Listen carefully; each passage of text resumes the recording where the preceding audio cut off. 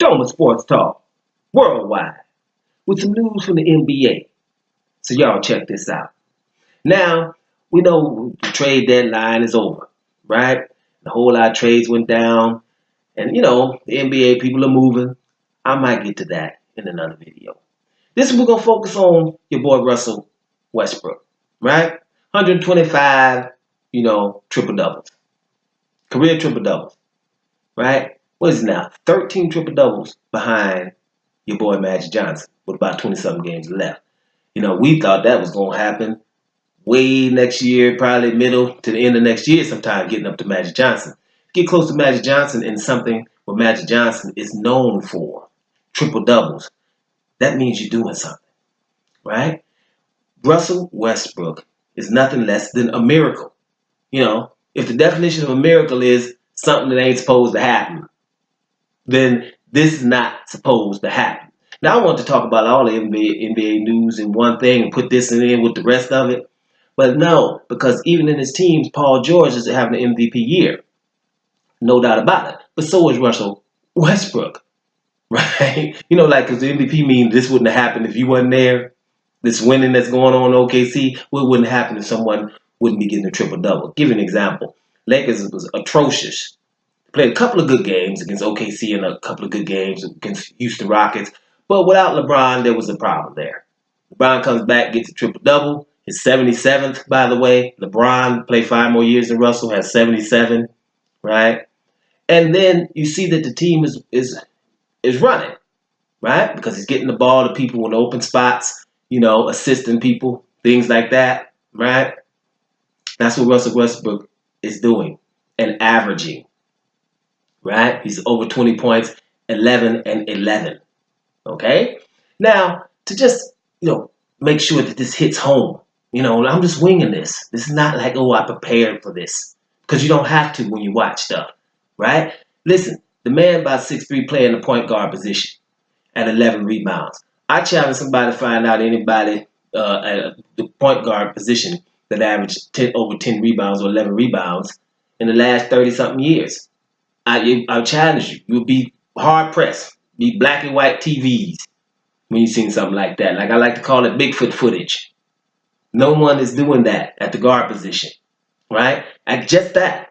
The rebounds alone. There is no other guard doing that. If you look right now, the only guard that's even somewhere close to the top 50, Russell Westbrook's about number 11 in the league. The whole league in rebounds. And the next guard is, 70, 50 something? Might be, Ben Simmons. Might not be that far down. Ben Simmons, but he's about 6'9", right? And after that, way down there, right? It's probably not, who knows, once or twice, maybe 3 times in history, a guard is averaging this many rebounds, right? If his name ain't Oscar Robertson, you're very hard-pressed. Not only is he leading guards this year, but for who knows how long, right? That's what you're seeing. You're seeing a miracle that a guard is doing that. Here's something else. In the last 20 games, I think it is, something like that, he's leading the league in rebounds.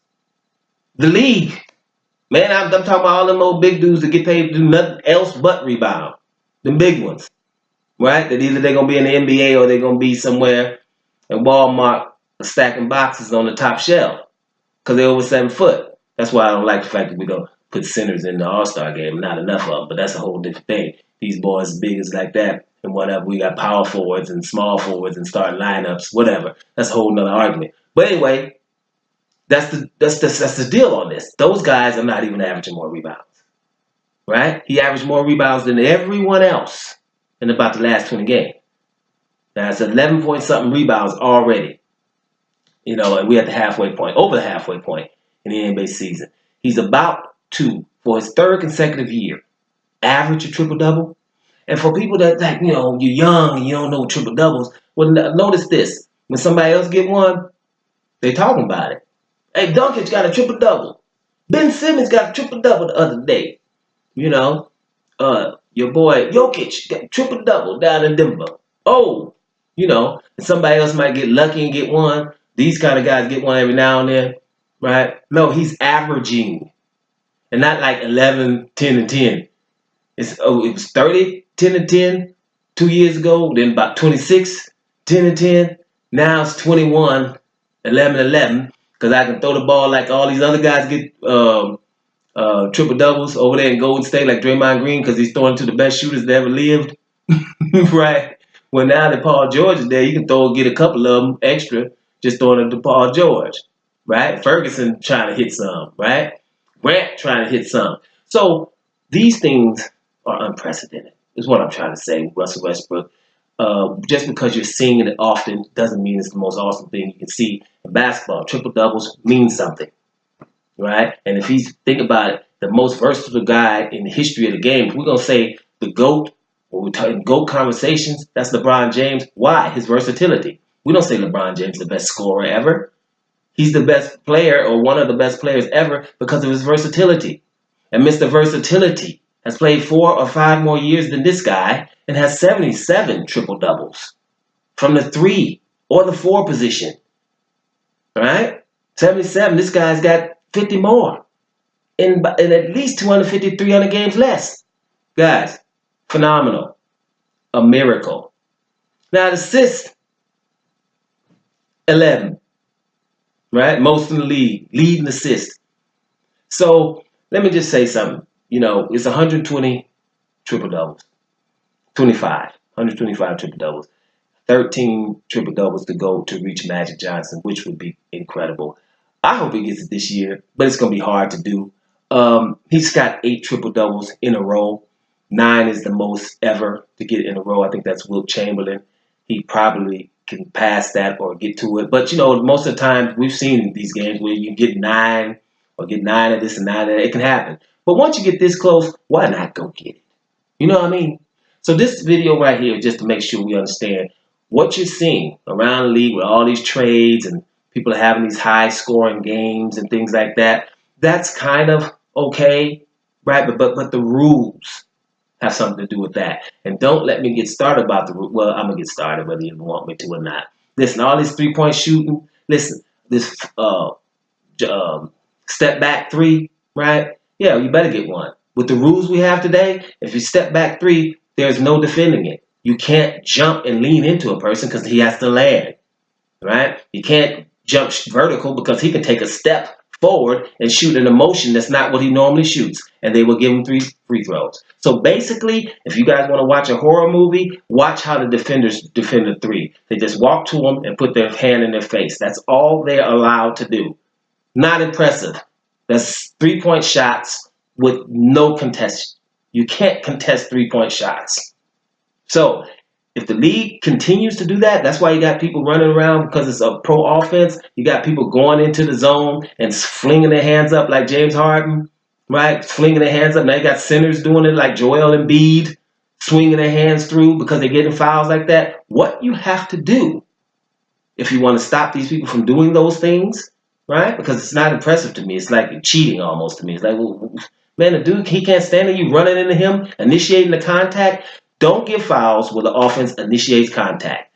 3-point shots should not be rewarded. 3 free throws because somebody, he lands on his foot. Not that, even though that's hard, you get the ball. Or any other thing. If the offensive player initiates a contact because a guy jumped vertical.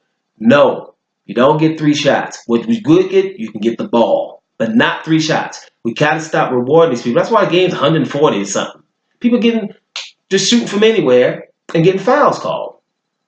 That's a problem. That's too much pro offense. And then while I'm mentioning this stuff, I'm gonna keep saying this in every NBA video.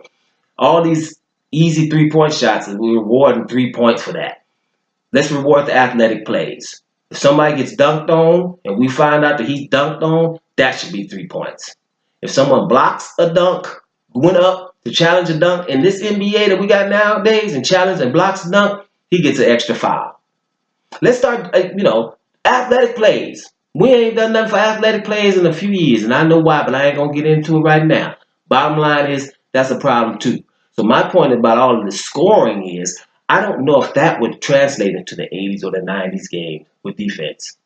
But the effort from Russell Westbrook, that effort that's going into what this guy's doing, I think that would translate to any era. The 80s, 90s. I think it would. That's the difference. Right now, the way the game's being called, a lot of people are learning that and saying, well, this is what we have to do to score points. They're rewarding us for it. Can't knock the hustle. But, if you've been watching for years, it can get on your nerves. And I've told you in every video I talk about the NBA, those NBA players that are pundits now, you just got to get them off camera and get them drunk. And they'll tell you exactly what I'm telling you right now. It's getting on their damn nerves. Where's the defense at? What we no in no sports. No one likes defense. Super Bowl, nobody's scoring, right? Everybody talking about it's all boring. Boxing, they do the same thing. Somebody can play good defense, and then you want to see the dude get hit, but he ain't getting hit. It was boring. No, defense is a part of sports. People who play defense don't get much props, but that's a special kind of person. So if you're playing defense on a high level, that's also awesome. And we watch for that. I mean, maybe casual fans of sports don't. But some sports, you have to stop catering to just casual fans. Defense is a part of it. And the NBA is trying to take it totally out. It looks like they're playing a horse out there. Now, so when I see somebody like Russell Westbrook getting triple-double after triple-double, I know that translates from every era. I've watched fewer eras. So that's what I'm talking about. This is a miracle. Pay attention to it. All the other stuff going on is cool. But if somebody's doing this, and if it was easy to do, trust me, some others will be doing it. But it's not happening. Russell Westbrook, baby. Right? Should be right up in the MVP race. But if not, those triple doubles that he's doing, 125 and counting, is miraculous. Dome Sports Talk. Worldwide. And I'm up out of here, y'all.